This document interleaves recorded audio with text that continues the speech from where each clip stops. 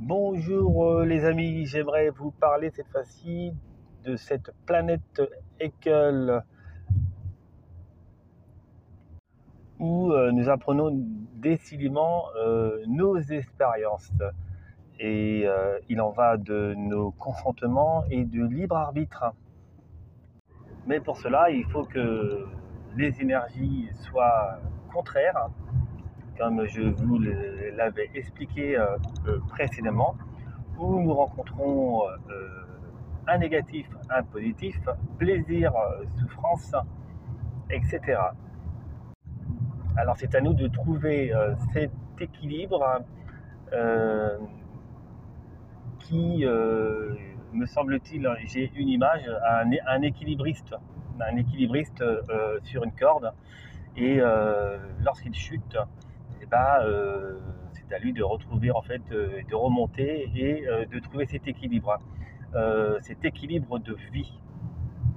Alors ce monde est fractal et j'aimerais vous amener à ce terrain. Pourquoi fractal? Parce que il est comme une énergie qui provient d'un prisme. Imaginez en fait une source lumineuse où soudainement rencontrant un prisme et venait à séparer justement cette source pure en plusieurs couleurs, en 7 couleurs.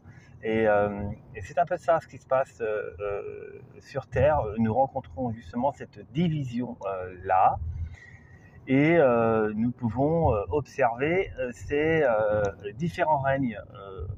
Le règne minéral, le règne végétal, le règne animal, et nous, le dernier règne, celui de l'humain. Alors au début, nous avons le monde de la sensibilité qui est représenté par le règne végétal. Puis après, nous avons le règne animal où c'est le développement de l'instinct. C'est un peu comme une conscience où la conscience du végétal qui venait à devenir de plus en plus libre et à être sous forme d'instinct. C'est pour l'évolution de cette vie-là, de cette conscience de végétal, où rencontrant un peu plus de libre arbitre et est devenu un instinct.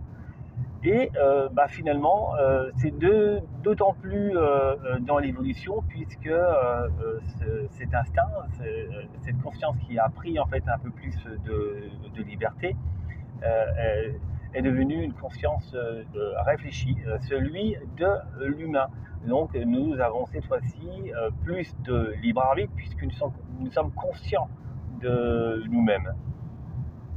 Nous avons donc un libre arbitre qui fait que nous avons cette conscience du bien et du mal. Donc nous devons choisir par le consentement, car tout est décidément consentement. Alors je préfère vous dire en fait que finalement, pour comprendre tout ça, c'est une source lumineuse qui s'est divisée en plusieurs règnes cités là précédemment. Et à la finalité, c'est à l'être humain de retrouver cette source. Retour aux sources. Alors ce retour aux sources est perçu comme un vide, un rien, voilà. Mais c'est un rien vivant. Et ça fait peur, parce que il y a absolument rien, mais uniquement du vivant. Je m'explique.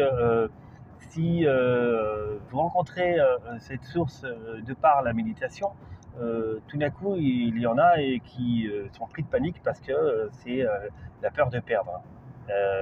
Et puis c'est la peur de la mort. Alors j'ai dit bien le mot mort parce que il est cité, mais c'est une interprétation, parce que la mort en fait c'est la vie. Mais ceux qui utilisent la mort, c'est plutôt en fait la peur de la disparition, tout simplement. Mais le mot mort en fait c'est aussi la vie. Voilà. Et dans ce rien, ce vide vivant, il y a un tout. Voilà. Nous faisons un avec ce tout, et nous comprenons que il y a cet être, voilà, je suis. Et ce je suis, eh ben, c'est ce tout-là en résonance. Et c'est à ça où nous devons y arriver, à sentir cet être profond en nous, très originel, très existentiel, où figure le tout simplement.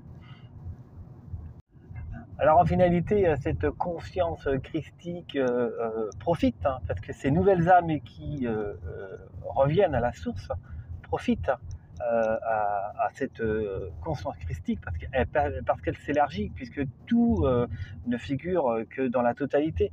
Et plus il y a des nouvelles âmes à revenir, à s'éveiller, à se réaliser et et être dans cette nature originelle, alors ça profite à l'élargissement de la conscience christique.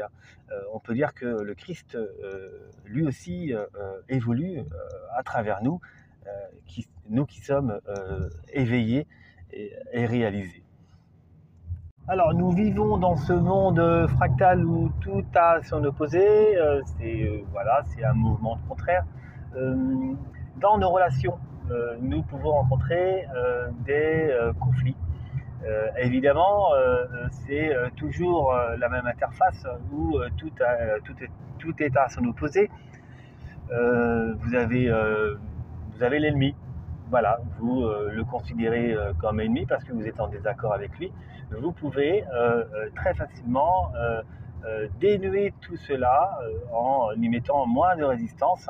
Et vous vous apercevrez que si vous changez de l'intérieur, eh ben, vous changez aussi l'extérieur et vos relations. C'est exactement pareil que quand on, dans cette matrice exploitant-exploité, on est moins soumis à ce jeu matriciel que quand en fait on y met moins de résistance. Voilà.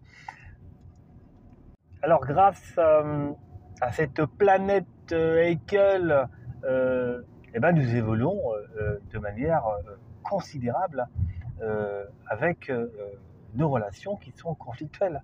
L'ennemi nous apporte beaucoup sur nous.